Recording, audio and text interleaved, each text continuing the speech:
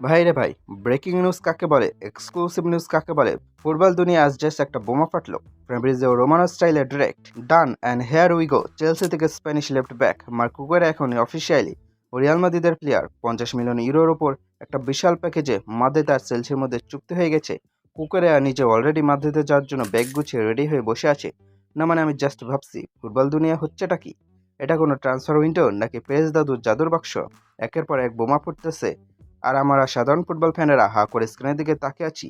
Real Madrid ভক্তরা এখন খুশিতে নাচানাচি করতেছে, আর বাকি ক্লাবের ফ্যানরা ভয়ে কাঁপতে কাঁপতে বলতেছে, ভাই আমাদের মাফ করে দাও। আরে ভাই, আমাদের পেরেজ দাদু এগুলো কি শুরু করছে? ওনার বয়স যত বাড়ছে ওনার ভেতরে ডনগিরি তত বেশি খোলস ছেড়ে বের হয়ে আসতেছে।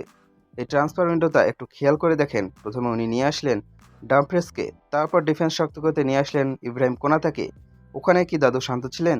ধর্মিয়া না, মাঝমাঠে রাজত্ব করার জন্য ওনার চাই বার্নার্দো সিলভাকে, সেটাও করে দেখালেন। আর এখন রাইট নাও উনি নিয়ে আসলেন মার্ক কুকুরাকে। পেরেজ দাদুকে দেখে মনে হচ্ছে উনি কোনো সুপার শপে গেছেন, যেখানে ট্রলিতে করে প্লেয়ার কিনতেছেন।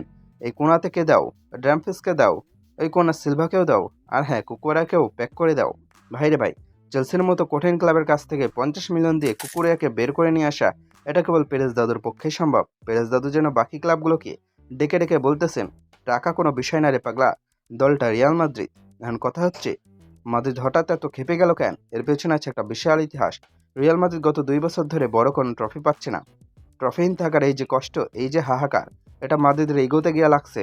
রিয়াল মাদ্রিদ শান্ত থাকতে পারে, কিন্তু যখন তারা খেপে যায় তখন পুরো ফুটবল বিশ্বকে তারা ওলটপালট করে দেয়।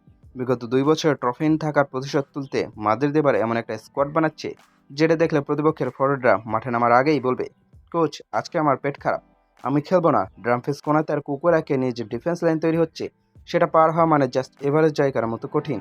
আর মাঝ মাঠে যখন বার্নার্দো সিলভা বল নিয়ে নাচবে, তখন প্রতিপক্ষের মিডফিল্ডাররা শুধু বলের পেছনে ঘুরপাক খাবে। পরের সিজনে রিয়াল মাদ্রিদ জাস্ট পুরো ইউরোপ কাপাতে আসছে, এটা লিখে রাখেন।